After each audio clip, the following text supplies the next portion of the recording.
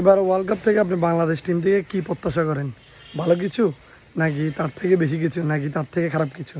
আমি ভাই কোনো কিছুই প্রত্যাশা করি না, কারণ এদের মতো গন্ডার চামড়া আমার মনে হয় পৃথিবীতে আর কোথাও কিছু নেই।